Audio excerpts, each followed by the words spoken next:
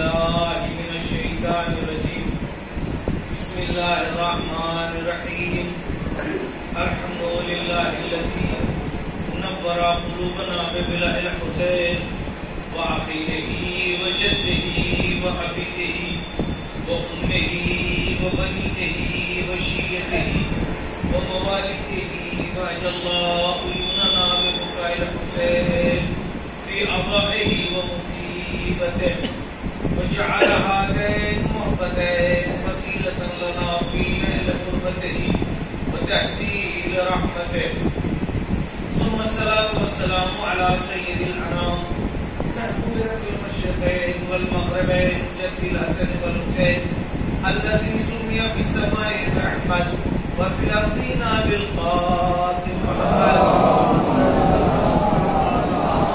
الطيبين الطاهرين المعصومين المظلومين المنتخبين المنتجبين ولعنة الله على أعدائهم أجمعين من الآن إلى قيام يوم الدين رب اشرح لي صدري ويسر لي أمري واحلل عقدة من لساني يفقهوا قولي أما بعد فقد قال الله تعالى في القرآن المجيد والفرقان الحميد وهو أصدق القائلين بسم الله الرحمن الرحيم إنما يريد الله ليذهب عنكم الرجس أهل البيت ويطهركم تطهيرا.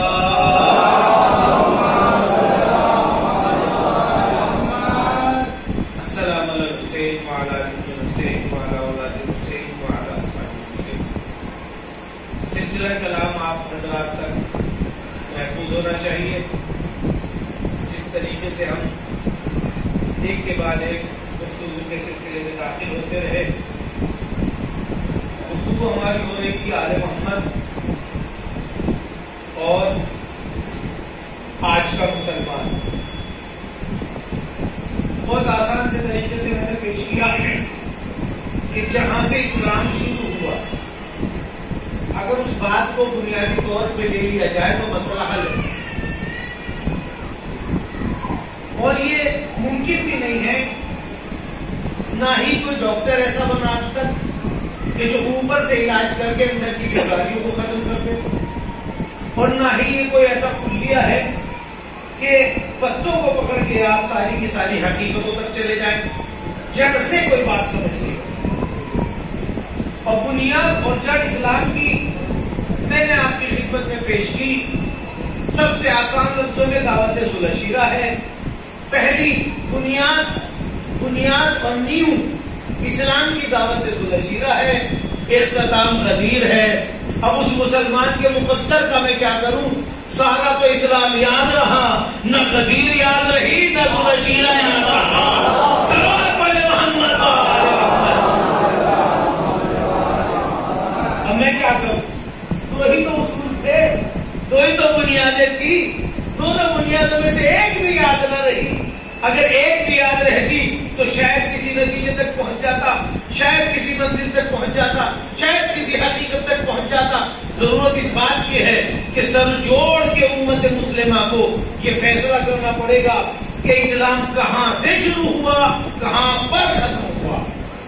اگر آپ کو دونوں, آپ کوئی سفر کر کے دیکھ لیں, آپ کو اپنے سفر کی ابتدا بھی معلوم ہونی چاہیے اور انتہا بھی معلوم ہونی چاہیے. چاہے جیسا سفر ہو, مختصر سا سفر, آپ گھر سے نکلے کیوں, کھیت پہ جا رہے ہیں, اس کا مطلب منزل معلوم ہے. کہاں سے نکلے, گھر سے آئے. اگر کسی سے یہ پوچھا کہ کہاں سے آ رہے ہو کہ معلوم نہیں ہے, کہاں جا رہے ہو کہ معلوم نہیں ہے, تو آج کا راہی کچھ ایسا نظر آتا ہے, کہاں سے چلے تھے معلوم نہیں ہے, کہاں جانا ہے معلوم نہیں ہے. صلوات پڑھے محمد. لہذا ضرورت اس بات کی ہے میرے بھائی, ابتدا بھی معلوم ہو, انتہا بھی معلوم ہو. میں آپ کی خدمت میں ایک معروضہ پیش کرنا چاہتا ہوں. اگرچہ میرا اصول نہیں ہے کہ میں تلخ گفتگو کروں, اگر بائی چانس وہ تلخی تک جانے لگے تو معاف کیجیے گا, لیکن میں بالکل سچائی اور ایمانداری سے پیش کر رہا ہوں, مفروضے کے ساتھ, معروضات کے ساتھ. پیغمبر مسجد میں ہے, پیغمبر مسجد میں ہے. ایک باپ اپنے بچے کے ساتھ غائب ہوا, باپ نے بیٹے سے کہا نبی سے ہاتھ ملاؤ. نبی چونکہ بہت ہی نرم طبیعت کے مالک تھے، وہ انتظار نہیں کرتے تھے. نبی خود آگے بڑھے بچے سے ہاتھ ملا لے. بچہ پیچھے ہٹ گیا. باپ نے پھر اشارہ کیا ہاتھ ملاؤ. نبی اور ایک قدم آئے، بچہ اور پیچھے ہٹ گیا. ایسے مسجد میں ستون تھا، بچہ جو ہے وہ ستون کے ادھر چلا گیا. نبی ادھر جاتے تھے، بچہ ادھر چلا جاتا. نبی ادھر جاتے تھے، بچہ ادھر چلا جاتا تھا. جب بہت دیر ہو گئی تو پیغمبر نے ایک لفظ استعمال کیا جو آپ خود سمجھتے ہیں کہ بھائی اس کے نسل میں ایک سلوات پڑے محمد. اب ظاہر سی بات ہے اتنی بڑی بات پیغمبر کہہ نہیں سکتے، کبھی نہیں کہہ سکتے، لیکن نہ کہتے، نہ حدیث بنتی، نہ یہاں تک آتی، نہ میں اب تک پہنچا پاتا. وہ شخص بڑا مومن، بڑا متقی متدین تھا. گھر گیا، جانے کے بعد بڑے ٹہوکے لگائے. سچ بتاؤ ایک سلوات پڑے نا محمد والے. ایلیا نے کہا کیسی بات کر رہے ہیں؟ صبح ہوئی دوڑ کے آیا پیغمبر کے پاس، میرے ساتھ آئیے.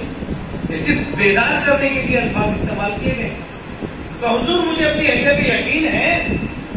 کیا مطلب کہ آپ نے بچے کے لیے کب کہا تھا؟ تم سے کس نے کہا کہ ماں کے گناہ سے بچہ جو ہے وہ نمبر 2 کا ہو جاتا ہے؟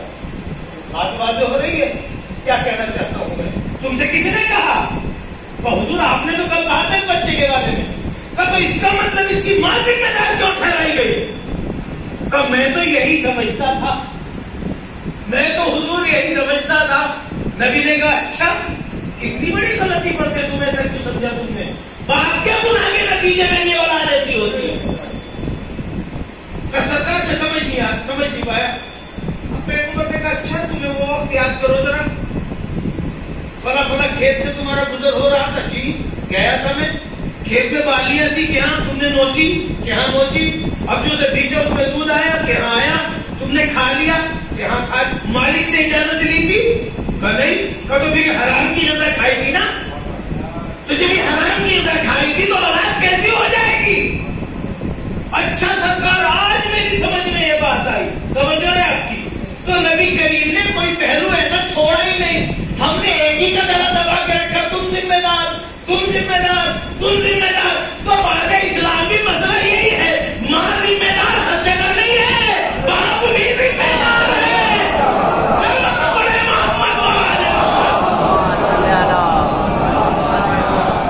ہم نے غلطی کی، ایسا نہیں ہے، ایسا نہیں، ہماری طرف سے ایسا نہیں. ہم نے غلط بات کو سمجھنے میں غلطی کی تو ایسا نتیجہ ہوا. اگر انسان غلط غذا کھائے گا تو اس کا باپ ہی ذمہ دار ٹھہرایا جاتا ہے. ہمارے یہاں بس ایک فریق کو، جبکہ ایک فریق سے زندگی چل نہیں سکتی.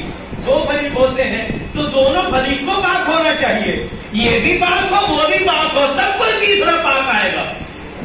اور کیا آپ نے یہ ضرورت زندگی ہے. اب میں آپ کی خدمت میں ایک مفروضات پیش کرتا ہوں، بس ایک، اس کے بعد بات آگے بڑھ جاتی ہے. ایک شخص بہت گورا چٹا بالکل عرب نبی کے پاس آ گیا. گود میں جو اس کی بچہ تھا وہ گھنگریالے بالوں کا کالا تھا. بال کون سے تھے؟ افریقن ویسٹ انڈیز، وہ کالا سا. دونوں مفروض طے کریں کہ بات آگے بڑھے گی. آگے بیٹھ گئے تو حضور یہ پیغمبر نے کہا آپ کا بیٹا کہ سرکار آپ تو رحمت للعالمین ہے اور میں اس بچے کے بارے میں خبردار ایسی بات نہیں کرتے. ہاں تیرا بہن دور کر دیتا ہوں، ہاں تیرا بہن دور کر دیتا ہوں. مدینے کے باہر چل رہا ہے، وہاں پر ایک جوان ہے جو ایک کمرہ بنانے میں مشغول ہے، ایک چھوٹا سا گھر بنا رہا ہے. اس بچے کو کسی طریقے سے وہاں چھوڑ دینا. اگر یہ بچہ اس کے پاس چلا جائے تو پھر تیری غلط فہمی غلط تھی، اور نہ جائے تو پھر تو سچ کہہ رہا ہے. تو بات آدھی ہوئی، آدھی تو بہت قیمتی ہے، تو وہاں چلا جا. ایک مرتبہ شخص مدینے سے باہر نکلا اور نکلنے کے بعد پہنچ کے ایک درخت کے پاس پہنچا اور آہستہ سے زمین پہ بچے کو چھوڑ دیا. جیسے بچے کو چھوڑا، بچہ ادھر ادھر دیکھا، گھٹیوں چلا اور وہ لمبا کرتا پہنے جو کام میں مشغول تھا اس کے کرتے کو ہلایا. اس نے دیکھا کوئی ہے، اس نے بچے کو گود میں اٹھایا، ادھر ادھر دیکھا کوئی نظر نہیں آیا. ایسا لگتا تھا جیسے ایک دوسرے کو مدتوں سے جانتے ہیں، ایسا لگتا تھا جیسے ایک دوسرے کو پہلے سے جانتے ہیں. بچہ اس کی گلے میں باہیں ڈال کے پیار کرنے لگا، وہ بھی پیار کرنے لگا، یہ نکل کے آیا اور آنے کے بعد کہتا بھائی یہ بچہ میرا کے لے جاؤ. یہ آیا اور آگے کہنے لگا یا رسول اللہ کمال ہو گیا، اس بچے نے اس کو کبھی نہیں دیکھا، اس نے اس کو کبھی نہیں دیکھا، دونوں ایک دوسرے کے گلے میں باہیں ڈال کے پیار کر رہے تھے. کل تیرا رحم دور ہو گیا تو سن لے پھر وہ کون تھا یہ بھی تو میں بتا دوں، وہ میرا بھائی علی ابن ابی طالب.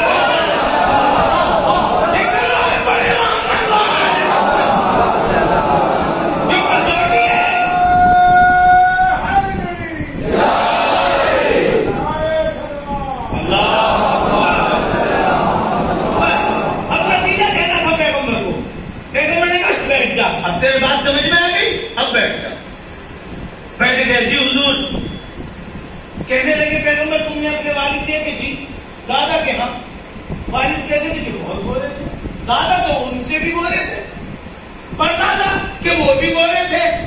جب پیغمبر نے آج پوچھنے کی دعا دی، یہ بات کہنی تھی مجھے اصل میں، وہ بات آپ کو پسند آئی، آپ خوش ہو گئے. نتیجہ یہاں تک لانا تھا. کوئی بھی حدیث کوئی بھی آیت کسی مقصد کے تحت بیان نہیں کی جاتی. ہوتا یہ ہے کہ بیان کرنے والا جب آدھی بیان کرتا مشکل کھڑی ہو جاتی ہے. تو بات تو یہ والی تھی جو میں بیان کرنے والا ہوں. آپ کا شکریہ، آپ میرے ساتھ تھے. آٹھویں پشت کا میں نے مجھے نہیں معلوم کہ تمہارے آٹھویں پشت کے دادا بالکل ایسے تھے، رنگ بھی کالا تھا، بال بھی گھگرے والے تھے. اب قرآن کی آیت پیش کی. قرآن میں آیت ہے نا، ہم جو چاہتے ہیں تمہاری ماں کے رحم کے اندر جیسی تصویر چاہے بنا دیتے ہیں. ایک مرتبہ پیغمبر نے پلٹ کے کہا تم نے دیکھا، پیغمبر نے ایک حدیث اور ارشاد فرمائی، پروردگار عالم جب کسی بچے کو پیدا کرتا ہے تو آدم سے لے کے یہاں تک اس کی پشتوں میں جس کی شکل پسند آتی ہے اس شکل میں بنا دیا کرتا ہے. سلوات بولے محمد. خاص باتیں ہوئی شکلی کی بھی، عقل کی بھی. اب آئیے جو بات آپ سے عرض کرنی تھی، نتیجہ آپ کو دے دوں. امام حسن علیہ السلام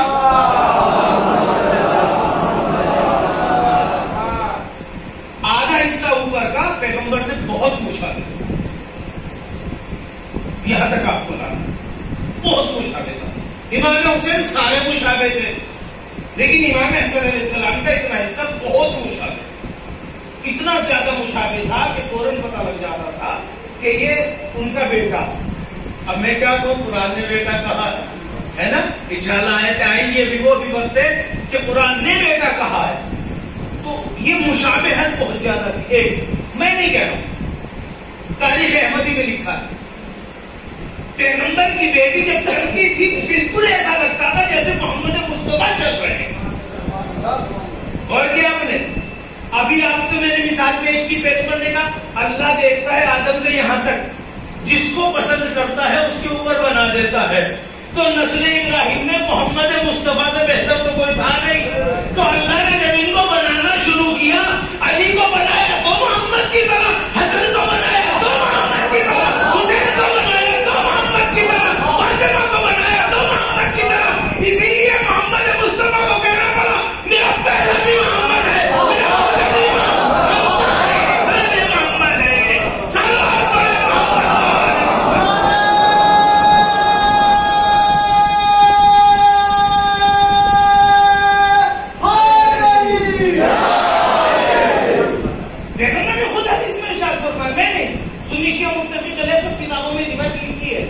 کہ پیغمبر نے کہا ہم سارے محمد. پیغمبر نے کیا کہا؟ سارے محمد. مشہور حدیث ہے. اور اس سے اور مشہور نہ سیکھ لو، حسین و منی وانا من الحسین، یعنی ہم دونوں ایک جیسے ہیں. حسن و منی وانا من ہو، میں حسن سے ہوں، حسن مجھ سے ہے.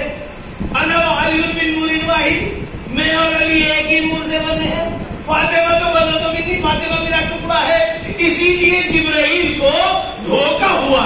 کہاں پر؟ جب چادر میں سارے جمع ہو گئے تھے تو جبرائیل نے سوال کیا کون ہے؟ سلوات پڑھے محمد والے محمد. اسی لیے جبرائیل تو پوچھنا پڑا کون ہے. میں نے پوچھا کیوں؟ کہ جب تک ایک ایک دیکھا تو سمجھ میں آیا یہ حسن مصطفیٰ ہے، یہ محمد مصطفیٰ ہے، یہ حسین ہے، یہ حسن ہے. لیکن جب ایک جگہ جمع ہو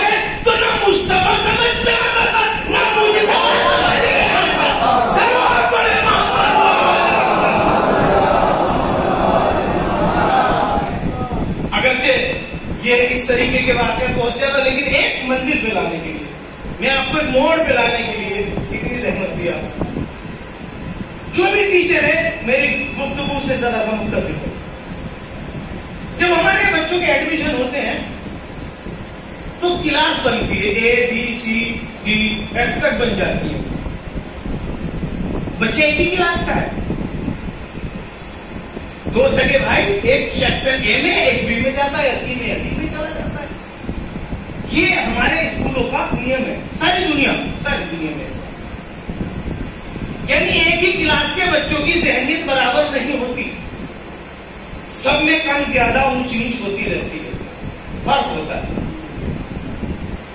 اور اس سے آگے جائیے، ہم نے ان سے پوچھا آپ ایسا کیوں کرتے، تو اسکول کے جو پرنسپل ہے وہ کہیں گے جو ہمارا بہت ہائی فائی کلاس کا ٹیچر ہے اسے سیکشن اے میں رکھنا چاہتے ہیں. اب وہ ظاہر سی بات ہے اس کی سوچ بہت اونچی ہے، اگر ڈی والا بچہ اے میں آ گیا تو پرابلم ہو جائے گا. تو ماں باپ مان کے آ جاتے ہیں، دونوں بھائی ایک کلاس میں، وہ نہیں. تو ماں باپ ان کے سمجھانے سے سمجھ لیتے ہیں بھائی ایک بچے میں ذہنی استعداد زیادہ ہے، وہ اے میں رہے گا، ایک میں بہت کم ہے تو وہ سی یا ڈی میں رکھا جائے گا. تو یہ بات ماں باپ جو ان پڑھ ہیں، پھاوڑا چلانے والے، کھیت میں کام، یہ بات مان کے آ جاتے ہیں. اچھا اور آگے آئیے، اب اسکول میں پہنچے، بچے نے شکایت کی ہے کہ کل 1 گھنٹہ خالی رہا، ہمارا بچہ 10ویں کلاس میں پڑھتا ہے. تو جب کل گھنٹہ خالی تھا، ایک سلوات پڑھے محمد والے، آپ میری طرف متوجہ رہے، وہ اتفاق ہوتا رہے گا، آپ ادھر متوجہ رہے. اب کل ہمارے بچے کا گھنٹہ خالی تھا تو آپ نے کسی کلاس میں کیوں نہیں بٹھا دیا؟ ہم نے جب یہ شکایت جا کے کی تو استاد محترم نے کہا آپ پرنسپل صاحب کے پاس چاہیے. ہم ان کے پاس گئے، ہم نے ان سے جا کے کہا ہمارا بچہ کل 2 پیریڈ خالی رہا، آپ کسی کلاس میں بٹھا دیتے. تو پرنسپل نے کہا آپ کو معلوم ہے آپ کا بچہ 10ویں کلاس میں، یہاں پہ جتنی بھی کلاسیں تھی یہ 8ویں کی تھی یا 12ویں کی تھی. تو ہم نے کہا کیا بگڑتا ہے، ایک کلاس میں رکھ دو، ایک کلاس میں بٹھا دو. بھائی استاد تو وہی ہے نا، پڑھا لکھا آدمی ہے نا، بھائی پڑھا دے گا. تو وہ کہیں گے کہ مولانا صاحب آپ اصل میں زیادہ پچھڑے ہوئے آدمی ہیں، آپ اس بات کو سمجھ نہیں پا رہے. 8ویں کلاس میں اگر آپ کا 10ویں کلاس کا بچہ میں بٹھاؤں گا تو جو لیکچر وہاں پہ استاد دے گا وہ سر سے اتر جائے گا. اور اگر اس بچے کو میں نے 12ویں کلاس میں بٹھا دیا تو استاد پریشان ہو جائے گا. اگر چھوٹی کلاس میں بٹھاتا ہوں تو استاد کی پرابلم، بڑی کلاس میں بٹھاتا ہوں شاگرد کی پرابلم. نتیجہ یہ نکلا کہ دنیا کا اصول یہ ہے کہ جب لیکچر دیا جائے تو لیکچر میں بوڑھے بچے جوان class A B C D کا خیال رکھا جائے. اگر آپ نے ایسا نہیں کیا، مثلا ایک 12ویں کلاس کا بچہ پرائمری میں بٹھا دیا تو اس کے لیے جان کی مصیبت بن جائے گی. یا پرائمری کلاس کے استاد کو آپ نے 12ویں کلاس کے بچے دے دیے تو وہ بچے ان کے لیے وبال جان بن جائیں گے. ہے نیم، یہ بات سمجھ میں آتی ہے. تو ضرورت اس بات کی ہے کہ ذہنی استعداد، بچے کی صلاحیت، استاد کی صلاحیت، جیسے مدرسوں میں تحتانیہ فوقانیہ ہوتا ہے، بچے کی صلاحیت، استاد کی صلاحیت، اس کو بالکل لیول میں لا کر اکول کر کے پڑھایا جاتا ہے تاکہ بچے کے لیے مشکل نہ بنے اور پڑھانے والے کے لیے مشکل نہ بنے.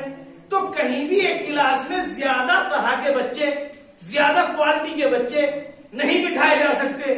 بھائی پروفیسر ہے، پرائمری سے لے کے 12ویں تک کے بچے بٹھا دیجیے، پڑھا دے گا. پروفیسر ہے، پڑھاتا کیوں نہیں؟ کم مولانا صاحب کیسی بات کر رہے ہو؟ پروفیسر کا مطلب یہ تھوڑی ہے اگر اس نے اونچے لیول کی بات کی تو بچے سو جائیں گے اور بچوں کی بات کی تو بڑے بول ہو جائیں گے. یہ ناممکن ہے. تو بھائی آپ پروفیسر کس بات کے ہیں؟ آپ پڑھے کس لیے ہیں؟ اگر آپ تعلیم یافتہ ہیں تو پڑھا کے دکھائیے. کیا مولانا پاگل ہو گیا؟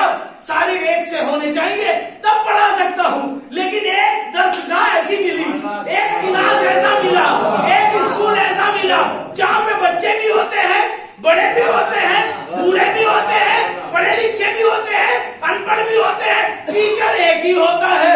جب یہ ٹیچر اسپیچ دیتا ہے تو بوڑھے کی سمجھ میں بھی آتا ہے، جوان کی سمجھ میں بھی آتا ہے، بچوں کی سمجھ میں بھی آتا ہے، پڑھے لکھوں کی سمجھ میں بھی آتا ہے، ان پڑھ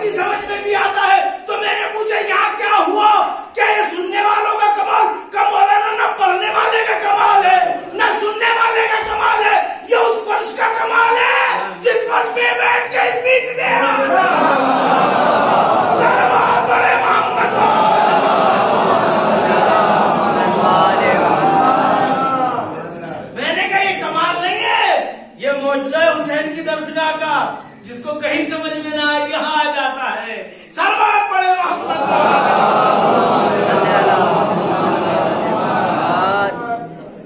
اب مسئلہ آیا مجلس کا. چونکہ میں بہت کم امام حسین تک پہنچا، اب میں وہاں آ گیا اس منزل میں. اب مسئلہ امام حسین علیہ السلام، یہ کہاں سے شروع، کیسے شروع؟ تاریخ انبیاء کہیں سے بھی ٹٹول کے دیکھیے آپ. سب سے پہلا انسان، ہادی، رہبر، نبی. سلوات پڑھیں محمد والا.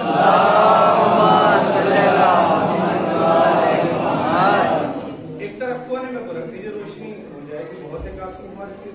ایک اور سلوات پڑھیں.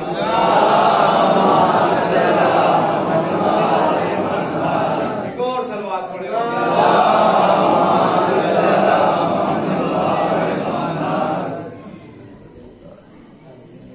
سب سے پہلا بشر، نبی، انسان، آدمی، کچھ بھی کہہ لیجئے، وہ جناب آدم. جناب آدم پہلے بشر.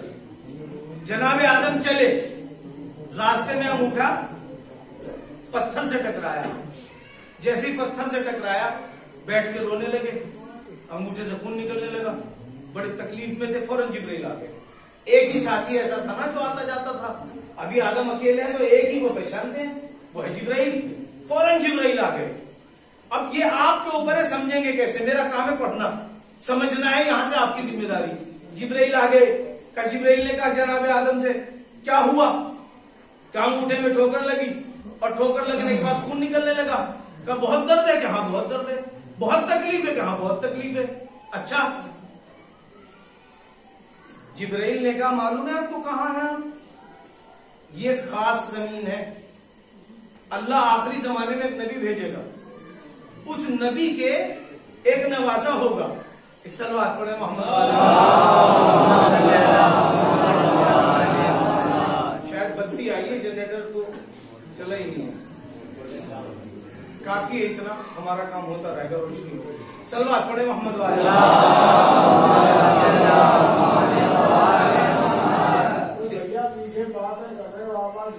تھوڑی سی بیداری کے ساتھ، ایسا نہ ہو میں تھکوں اور آپ مجھ سے زیادہ تھکیں. آپ کو نہیں تھکنا چاہیے. جناب آدم نے کہا تھکے کہ ہاں، چوٹ لگی کہ ہاں، دکھ لگا کہ ہاں، تکلیف ہوئی کہ ہاں. جبرائیل نے برجستہ کہا آپ کو پریشانی ہوئی کہ ہاں. تو جبرائیل نے کہا آپ کو معلوم ہے کون سی زمین پر ہے؟ کہ نہیں ہم کو نہیں معلوم. کہ زمین کربلا ہے. اللہ آخری زمانے میں ایک نبی کو بھیجے گا، اس نبی کے ایک نواسا ہوگا. اس نواسے کو بے دردی سے زمین پہ قتل کیا جائے گا.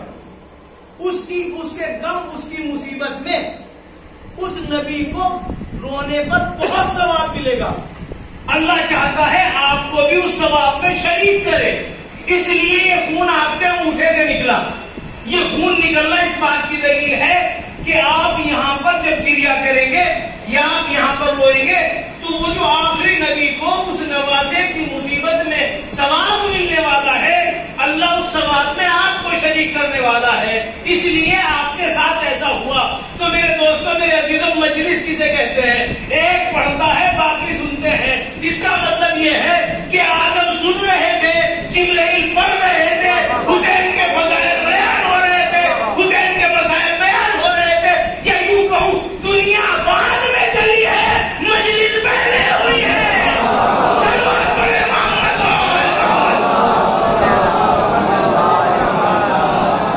اس کے بعد جناب نوح، دوسرا نبی آ گیا. جناب شیش سے جناب نوح آ گئے. نوح کی زندگی آپ جانتے، بڑی طولانی زندگی، 950 تبلیغ کے ہیں. عمر شاید 1850 سال ہے. نبی رہے 950 سال کو، 1850 سال تقریباً. اس قدر پریشان آ گئے تھے اپنی قوم سے کہ ہاتھ اٹھا کے کہا پروردگار ان سب کو برباد کر دے، ورنہ پھر یہ کفر اور فسق پھیلائیں گے. جیسے ہی کہا ان کو برباد کر دے. اللہ نے کہا ٹھیک ہے جبرائیل کو بھیجو. نوح خوش ہو گئے, عذاب آ گیا. اللہ نے عذاب بھیجا, کہا ہاتھ آگے کرو. جناب نوح نے ہاتھ آگے کیا, آپ نے کھجور ہاتھ پہ رکھ دی, کیسے کھا لو, کھا لی. پھر اس بیج کو گھر جا کے بو دو. کبھی کبھی مومن کا امتحان ایسے بھی ہوتا ہے. نوح یہ سوچ رہے تھے ابھی عذاب آئے گا, لیکن اللہ نے ابھی تو کھجور کا بیج دیا ہے, کب وہ جوان ہوگا, 100 سال لگیں گے. تیار ہوا, چلو اس سے تختے نکالو, پھٹے نکالو, بنانا شروع کرو. کشتی, اس کو بھی چھوڑو, کشتی بننے لگی. میری مراد مجلس سے ابھی کشتی بنانے سے پہلے جیسے ہی آپ بیٹھے جبرائیل آ گئے. اچھا لو 5 کیلے لے لو, ان 5 کیلو کو آگے کی طرف لگانا جدھر سے چلتی ہے. ابھی میں آیتیں پڑھنے والا ہوں. 5 کیلے آگے کی طرف سے لینا, آگے کی طرف سے لگانا ان 5 کیلو کو. آپ نے ایک کیل لگائی, آرام سے لگی. دوسری کیل لگائی, آرام سے لگی. تیسری کیل لگائی, آرام سے لگی. چوتھی کیل لگائی, وہ بھی ڈیزائنر تھے نا, اچھے سے لگے. 5ویں کیل جو لگائی, ہتھوڑی کیل پہ نہ لگ کے انگوٹھے پہ لگی. اب آپ جانتے ہیں اگر اچانک انگوٹھے پہ ہتھوڑا پڑ جائے تو حشر کیا ہونے والا. اس میں سے خون نکلا, پکڑ کے بیٹھ گئے. ابھی کشتی بن رہی ہے, پکڑ کے بیٹھ گئے. فوراً جبرائیل آ گئے. کیا ہوا نوح, بہت تکلیف ہو رہی ہے؟ ہاں خون چل رہا ہے, بہت درد ہے. اب جناب جبرائیل نے پھر وہ داستان شروع کی. نوح بیٹھ کے سن رہے ہیں اور جبرائیل سنا رہے ہیں. آخری زمانے میں ایک نبی ہوگا, اس نبی کے چھوٹا نواسا ہوگا, اس کو بڑی بے دردی سے ذبح کیا جائے گا. اس درد کو محسوس کر کے وہ نبی بہت تڑپے گا, اس کو ثواب ملے گا, درجات بلند ہونے والے ہیں. تو اللہ نے تم کو اس ثواب میں شریک کرنے کے لیے یہ درد دیا ہے, یہ زخم دیا ہے. میرے بھائی زبان سے بات کرنا. مجلس کسے کہتے ہیں؟ ایک پڑھتا ہے, ایک سنتا ہے.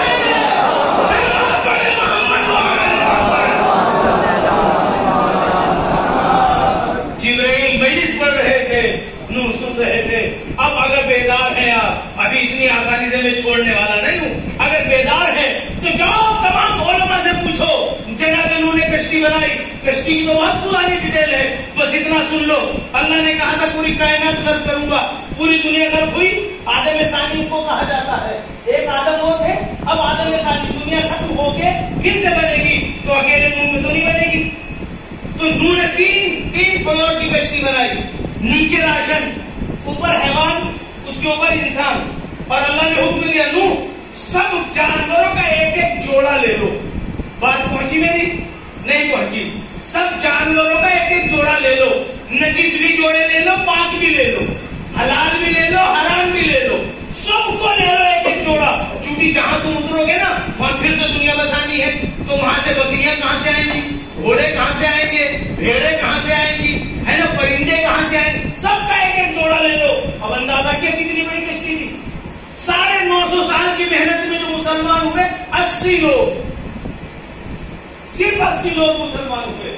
اب سب کے سب کو لے لیا. میں دیکھتا ہوں کون میرے ساتھ ہے. ایک مرتبہ کشتی بن گئی, نبی سے حکم ہوا سب جانوروں کو لے لو. وہاں کہنا نہیں پڑتا, جانور انسان سے زیادہ فرما بردار ہوتا ہے. جب نبی پکارتا ہے تو آ جاتا ہے. سلوات پڑھے محمد وعلى محمد. ابھی نبی ڈنڈا لے کے کھڑا ہوا, چلو چلو چلو. توجہ ہے آپ کی بات میں, نہ کہنا کہ اتنا کھل کے چوکا. ایک مرتبہ خنزیر چلا, ماتا نے پوچھا کہاں چلا. بیدار ہیں آپ؟ کہ دیکھ نہیں رہی نبی پکار رہے, دیکھ نہیں رہی نبی پکار رہے, دیکھ نہیں رہی نبی بلا رہے. لوگ کہتے ہیں نجستہ آیا نہیں, اسی لیے مجھے پہلے جانا پڑے گا. سلوات پڑھے محمد. اب ایک مرتبہ بکری نہیں جاتی, کیونکہ یہ کچھ حساس جانور ہوتا ہے, وہ جائیں گے نہیں. تو آپ نے اس کی دھوپ پکڑتے ہیں, چل شیطان میرے ساتھ, چل شیطان. کشتی چلی, فارغ تنور سے پانی اگلا, کشتی چلنے لگی. جناب انہوں نے مشاہدہ کیا, دیکھا کونے میں شیطان بیٹھا ہے. آپ میرے ساتھ نہیں تھے ورنہ میں تو آ گیا تھا. کونے میں شیطان بیٹھا تھا. اس سے پوچھا تو یہاں کیوں بیٹھا؟ کہ نبی اللہ تو نہیں تو کہا تھا چل شیطان, اس لیے میں بھی سوار ہو گیا. سوار پڑے محمد.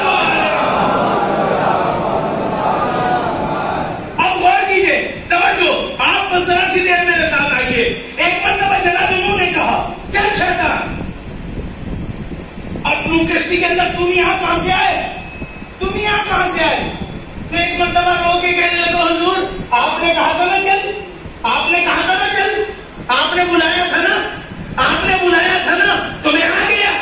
تو اس کا مطلب یہ ہے کہ جب نبی بلاتا ہے تو کسی بھی کوالٹی کا ہو اسے آنا چاہیے، اگر نہ آئے تو اس سے بھی بدتر ہے، اس سے بھی بدتر ہے۔ سلام پڑھے محمد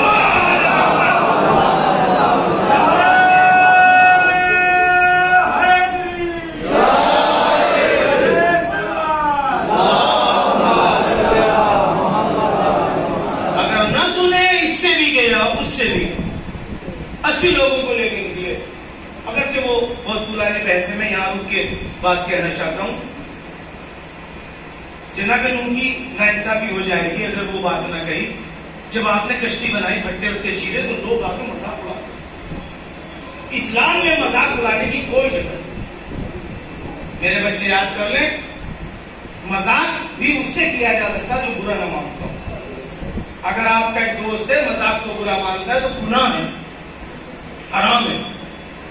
برا نہیں مانتا، کبھی وہ مذاق کرتا، کبھی ہم مذاق کرتے، تو حلال ہے، ورنہ مذاق کی اسلام میں کوئی جگہ نہیں۔ بس وہاں تک جگہ ہے جہاں تک کسی کو تکلیف نہ پہنچے، ٹھیس نہ پہنچے۔ مذاق کی ایک حد بتائی اسلام میں، تکلیف نہ پہنچے کسی کو، ایسا مذاق ہونا چاہیے۔ ہو جائے ایسا کہ ذرا سی ہنسی آ جائے، بس اس کو کہتے ہیں۔ ایسا نہیں کسی کی آبرو پہ بن جائے، کسی کو اپنی بے عزتی لگے، کسی کو انسلٹ محسوس ہونے لگے۔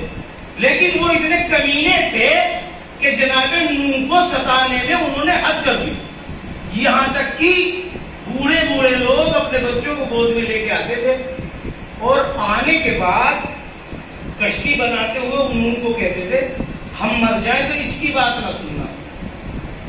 پھر ڈھیلا پتھر اٹھا کے دیتے، کب مارو اسے، عادت ڈالو مارو۔ جناب نوح نے اس کو بتایا، نوح کا نام نوح نہیں عبد الشکور ہے، نوح کہتے ہیں نوحہ کرنے والا، رونے والا۔ آپ اس قدر روتے تھے قوم کی وجہ سے، اس قدر روتے تھے کہ ان کا نام نوح پڑ گیا، نوحہ کرتے تھے، نوح پڑ گیا۔ اب بس ایک نتیجے پہ لے جانے کے لیے آج اتنی زحمت آپ کو دی، نتیجہ یہ ہوا کہ کشتی بن کے تیار ہو۔ جب کشتی بن گئی اور انہوں نے دیکھا کہ بوڑھا ہمارے روکنے سے رکا ہی نہیں، درخت اگانے پہ ہم نے چھیڑا نہیں سنا، بھٹے بنانے پہ، تختے پر نکالنے پر نہیں سنا، اس کو سنبھالنے میں، بنانے میں، اب دیکھو 3 فلور کی عمارت بنانا کتنا دن لگے، یہ رکا ہی نہیں، یہ کسی طرح رکا نہیں، اپنے کام میں لگا رہا۔ اسی کو کہتے کامیابی، اپنے مشن میں لگے رہا، وہ لگا رہا اپنے کام میں۔ تو پتا کیا کیا ان لوگوں نے، اس کشتی کے اوپر آتے تھے اور پیخانہ کرتے، لیکن وہ تو چلے گئے تھے، حکم کے انتظار میں تھے، کب وہ حکم آئے گا، کبھی کشتی لے کے چلوں گا۔ اور اس قدر کمینے تھے، زمین پہ فضلہ غلاظت نہیں چھوڑتے، نہیں ڈالتے۔ نتیجہ یہ ہوا کشتی بھر گئی۔ اب یہ لکڑی ٹیمپر ہو گئی، اللہ نے کھجلی کی بیماری بھیجی، اتنی خطرناک بیماری تھی کہ انسان کھجا کے گوشت پھاڑ لیتا تھا، اور سارے حکیموں نے ہاتھ اٹھا دیا جس کا کوئی علاج نہیں، سب کو بیماری تھی علاوہ وہ 80 لوگوں کو چھوڑ کر۔ ایک دن ایک شخص اس کے بعد بھی وہیں جاتا تھا، کھجا رہا بیٹھ کے، وہ کشتی میں گر گیا، اور جو اس فضلے میں سے نکلا تو صاف ہو گیا۔ جیسے وہ صاف ہوا وہ گھر پہنچا، نہایا دھویا، تو لوگوں نے دیکھا ارے سب سے اچھا تو یہی ہے، تو کیسے صحیح ہو گیا؟ کل اس کشتی میں گر گیا تھا، اب تو سب دوڑ پڑے وہیں، اب تو سب دوڑ پڑے کیا، اس کو اتنے موتے لگائے کہ ساری گندگی صاف کر دی۔ آخر میں پانی لے جا کے دھو کے اس کا پانی لیتے تھے دور رشتے داروں کو بھیجنے کے لیے، تاکہ اس کو بھی شفا مل جائے۔ سلام پڑے پانی دھو کے لے کے گئے۔ دیکھا کبھی مذاق نہیں اڑانا چاہیے، پروردگار عالم نے اسی کے ہاتھ سے انتقام لیا، انہی کے ہاتھ سے پانی لا کے کشتی پاک کرائی۔ یہاں رک کے ایک بات ضرور کہنی تھی، ایک بوڑھی خاتون تھی، وہ بوڑھی خاتون بہت ہی زیادہ بوڑھی، وہ ناراض تھی قوم کے حالات سے۔ ایک مرتبہ نبی خدا کے پاس آئی، یا نبی اللہ ایسے کیسے چلے گی، کم کشتی بنا رہا ہوں، چلیں گے، ابھی میں کیا کروں کہ جاؤ. وہ پھر آتی تھی چلے کہ نہیں ابھی نہیں میں بلا لوں گا. وہ روز یہی کہتی تھی چلے. روز آتی تھی اس کا کام یہ تھا چلے کہ نہیں بلا لوں گا. چلے کہ نہیں میں بلا لوں گا. جس دن کشتی چلی اس دن اسے بلایا نہیں. اور کیا آپ نے جس دن کشتی چلی اسے بلایا نہیں. پوری زمین پانی کا تختہ بن گئی ہے. جناب نوح جب کشتی میں بیٹھ گئے اور پانی آسمان سے ملنے لگا اور وہ بوڑھی یاد آئی کہ کیا ہوگا. توجہ ہے آپ کی.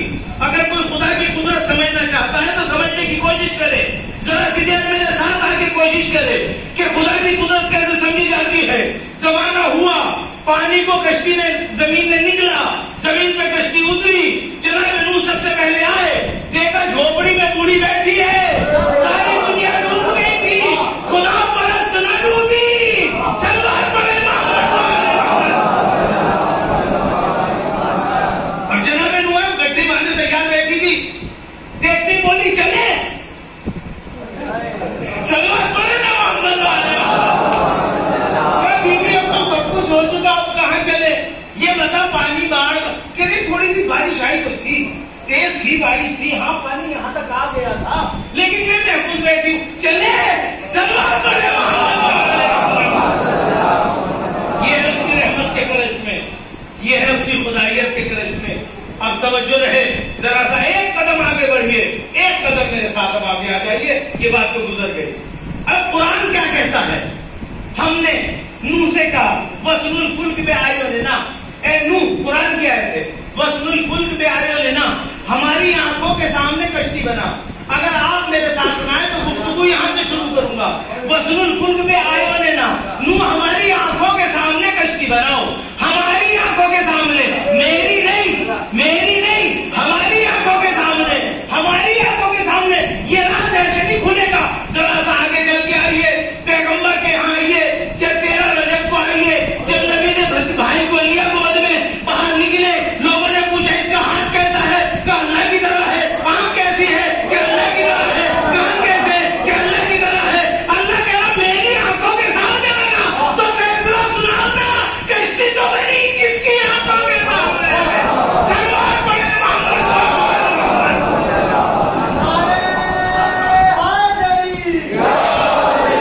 اللہ نے تو کہہ دیا میری آنکھوں کے سامنے. نہیں میری ہوتا میں. ہماری ہوتے بہت سارے. صرف اللہ کی آنکھ نہیں تھی اور بھی آنکھیں تھی جن کے سامنے بنائی جا رہی ہے. وَسْنُ الْفُلْكِ بِأَعْيُنِنَا. نوح ہماری آنکھوں کے سامنے کشتی بناؤ. کشتی بن کے تیار ہو گئی. اب ایک آیت اور پڑھوں گا. بسم اللہ مجریہا بسم اللہ مرسیہا. نوح جب تجھے چلانی ہو تو کہنا بسم اللہ. جب روکنی ہو تو کہنا بسم اللہ. رک جائیے. قرآن کی کوئی بھی آیت 2 کاموں میں نہیں آتی. یا رزاق رزق کے لیے آتا. یا رحمان رحم کے لیے آتا ہے. یا کوئی بھی آیت لے لیجیے. ایک کام کو مائنس پلس نہیں ہوتا. یا مائنس مائنس ہوتا یا پلس پلس ہوتا ہے. یہ بسم اللہ میں کہاں سے کمال آیا کہ جب روکنی ہو تو بھی بسم اللہ کہنا. جب چلانی ہو تو بھی بسم اللہ کہنا. اگر بسم اللہ سے چلتی ہے تو رکے گی نہیں. آگے تو بڑھے گی. اور رکتی ہے تو چلے گی نہیں اور اسٹاپ ہو جائے گی. یہ بسم اللہ کا کمال نہیں تھا. بسم اللہ کے نیچے لگے ہوئے اس رکتے کا کمال تھا. وہی رکتے چلا رہا تھا. وہی رکتا ہوا چل رہا تھا. سلوات پڑھے محمد.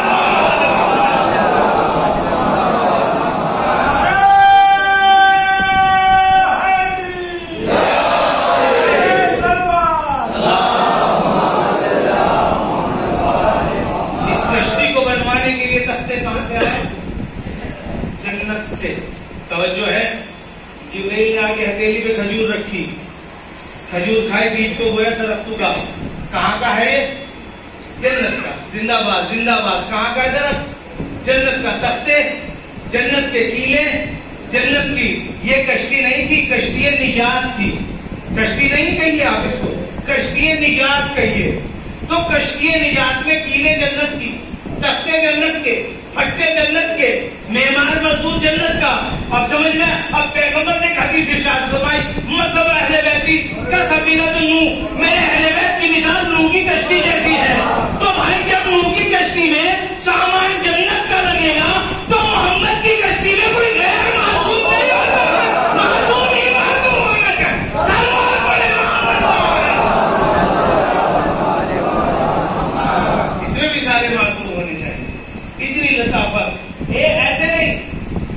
کئی سو جلدوں پر مشتمل صاحب حقات الانوار کتاب کے حوالے سے پڑھ رہا ہوں. میرے اہل بیت کی مثال نوح کی کشتی کی ہے. من رکبا نجا, جو سوار ہوا نجات پایا. من تخلم عنہا غرقا وہوا, جو بھی اس کشتی کو چھوڑے گا غرق بھی ہوا اور اپنی خواہشات کا غلام بھی بنا. لہذا جس کو بھی آل محمد کے راستے پہ چلنا ہے اپنے خواہشات کو چھوڑنا پڑے. اس کی سب سے زندہ مثال کربلا میں آپ حضرت عباس کو دیکھیے. ابھی مسائل نہیں, پہلے بات کو سمجھیے. خواہشات کو چھوڑنا پڑے گا. آپ پوری زندگی جناب امیر المومنین علی علیہ السلام والسلام کی دیکھیے, پوری زندگی پیغمبر کی مرضی کے بغیر سانس نہیں لیا. اگر کوئی نجات چاہتا ہے تو اسے ایسے فرما بردار بننا پڑے گا. کربلا میں آئیے تو عباس نے اپنی مرضی کے بغیر سانس لی. جب حسین چاہیں گے تو سانس لیں گے, نہیں چاہیں گے تو سانس نہیں لیں گے. دیکھیے ایک آدمی جھگڑا نہیں کرتا, وہ نہ کرے بہت بڑی بات نہیں ہے, لیکن ایک بہت مضبوط قوی طاقتور انسان کو کمزور آدمی للکارے اور وہ جھگڑا نہ کرے, یہ بڑی بات. 9 محرم کو حملہ ہوا. امام حسین نے کہا جاؤ ایک دن کی مہلت مانگو. اسے کہتے ہیں اپنے نفس کو کچلنا, اپنے مولا کا فرما بردار ہونا, اپنے آقا کا فرما بردار ہونا. اور کیا ایسا ہونا چاہیے فرما برداری. تلوار زمین پر لائن کھینچ چکی ہے. جس کے سر پہ تندھاری ہو, جس کے تن پہ سر بھاری ہے, اس کو الٹ کے دکھا. تم فرات سے پھر ہٹ پاؤ گے ہمارے, میں لائن کھینچتا ہوں ادھر آ کے دکھلاؤ. اتنا سننا تھا, کھلبلی مچ گئی, لگتا تھا زمین کا. بی بی زینب کی کانوں تک کی آواز پہنچی, آئی میں نے شیر کی آواز سنی. زینب میں نے اسے کئی بار منع کیا پر ہمیشہ کا کربلا, بی بی کربلا آ چکی, میں کیسے منع کیا. بس اتنا سننا تھا. اما فضا ادھر, بھائی تیری کیا مرضی, کا جنگی ہوگی کل ہوگی, فضا ادھر آؤ. جا کے عباس کے شانے پہ ہاتھ رکھے کہ نا اگر تو نے جنگ کی تو زینب باہر نکل آئے گی. اتنا سننا تھا. تلوار میں میرے کی دوڑ کے آئے, خیمے پہ 2 زانو ہو کے بیٹھ کے, بی بی آپ نے اتنی بڑی بات کیسے کی, میں اپنا گلا کاٹ کے دے دوں, میری زندگی میں تو نے سر کے کھولنے کی بات کیسے کی.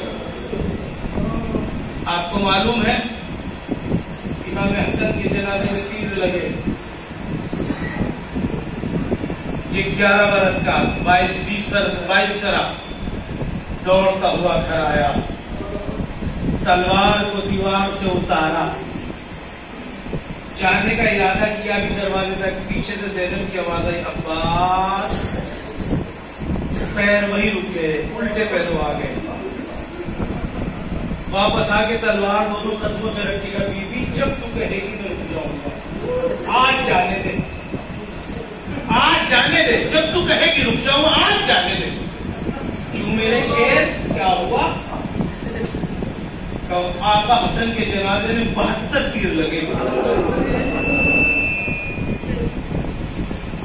نہیں میرے شیر, میرے اولاد کی طرح پالا نہیں میرے شیر. جب تک حسین کی مرضی نہ ہوگی تجھے. جنازہ واپس آیا, جنت البقیع میں دفن کیا گیا. عباس کو اداس دیکھ کے امام حسین نے کہا عباس کربلا نہیں آئی, کربلا نہیں آئی.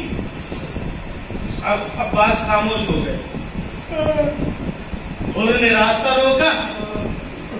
ایک مرتبہ شیر آگے بڑھا تو امام حسین نے روک کے کہا ابھی کربلا نہیں آئی. جب فرات پہ کھیلنے لگے, خط کھینچ دیا تو بی بی زینب نے کہا میرے شیر کی آواز, جا کے بھائی روکو. کبھی بھی کب سے میں کہتا ہوں کربلا نہیں آئی, اب تو کربلا آ گئی. حسین میں ہمت نہیں ہے کہ منع کرے. اگرچہ عباس مان جاتے لیکن حسین غیرت بھی تو کوئی بات ہوتی. بی بی اب تو کربلا آ گئی, سر کو جھکائے ہوئے آئے. یہ نہیں کہا بولا اب تو کربلا آ گئی, نہیں, ایک دن کی اجازت لاؤ, کل جا کے بات کریں گے. دوستو عزیزو, رات کو جب 9 محرم کی 10 کی رات آئی تو یہ اپنے گھوڑے پہ بیٹھ کے تمام کے تمام خیموں کا پہرا دے رہے تھے. ایک مرتبہ اکبر، اوسجا، مسلم ابن اوسجا، حبیب، چند افراد اور بھی ایسی پہرا دیتے ملے. ایک مرتبہ ایک صحابی نے کہا بہت بڑا لشکر آ گیا، بہت بڑا لشکر آ گیا. ادھر تو 18,000 ہو گئے، 3 لاکھ ہو گئے، ابھی ادھر ہماری تو تعداد کم ہے. ایک مرتبہ عباس نے گھوڑا آگے بڑھایا اور آگے بڑھ کے کیوں لگا کیا کہنا چاہتے ہو، زیادہ ہیں؟ ارے تم دیکھنا صبح کو ایک طرف سے میرا بھتیجا سید سجاد ہوگا، ایک طرف سے میں ہوں گا. یہ کہہ کے جو انگڑائی لی تو زرہ بھی ٹوٹ گئی، رکابیں بھی ٹوٹ گئی، زرہ بھی ٹوٹ گئی، رکابیں بھی ٹوٹ گئی. اندر سے حسین آئے، دیکھا میرے شیر تجھے لڑانے نہیں لایا، میں صبر کے لیے آیا ہوں. دوستوں دوپہر تک بہت سارے اصحاب شہید ہو گئے. امام حسین سے جب بھی کہا تو امام حسین کہتے تو میرے لشکر کا علمدار ہے، تجھے کیسے بھیج دوں؟ اس کے بعد جب اپنے خاندانی جانے لگے تو حضرت عباس نے کہا مجھ کو تو جانے دو، تو میرے لشکر کا علمدار ہے، تجھے کیسے جانے دوں؟ ایک مرتبہ جب کوئی نہ بچا تو سب جھکا کے سٹنے نے کہا مولا مجھ کو بھی تو جانے دیجیے. اب حسین نے کہا تو میرے لشکر کا علمدار ہے. اتنا کہنا تھا کہ حضرت عباس نے جہاں پہ لشکر گیا وہاں پہ میں جانا چاہتا ہوں، کبھی تجھ کو نہیں، تو میری زینب کی حالت ہے، سیدانیاں مر جائیں گی اگر تو چلا گیا. ایک مرتبہ روتے روتے حسین سے روتے ہوئے عباس نے کہا کہ یہ میرا دل پھٹ جائے گا اگر میں نہ گیا. رونے لگے. ایک مرتبہ کیوں لگتا، ایک مرتبہ سید سجاد کی بات کر، ابو الفضل عباس کی بات کر رہے تھے کہ ایک مرتبہ جناب قاسم آئے اور آنے کے بعد کہتے ہیں مولا مجھے بھی جانے دیجیے. ایک مرتبہ قاسم نے کہا مولا مجھے جانے دیجیے تو امام حسین نے کہا بھابھی مر جائے گی میں خود جاتا ہوں. تو ایک مرتبہ حضرت عباس نے کہا، قاسم نے کہا مولا آپ نہ جائیے زینب مر جائے گی. عباس آگے بڑھے، نہ آپ کے جانے سے کوئی مرتا ہے نہ میرے جانے سے، مجھ کو پانی لانے کی اجازت دے دیجیے. ایک سوکھا مشکیزہ دیا گیا، شیر لے کے چلا. سکینہ نے بچوں کو جمع کیا، اب کوئی پیاسا نہ رہے گا، میرا چچا پانی لینے گیا ہے. تھوڑی دیر میں علم آیا، علمدار نہ آیا. بی بی سکینہ نے کہا بچوں مجھے معاف کر دینا، جس کے دروازے میں نے وعدہ کیا تھا وہ میرا چچا بازو کٹائے دریا پہ سو گیا.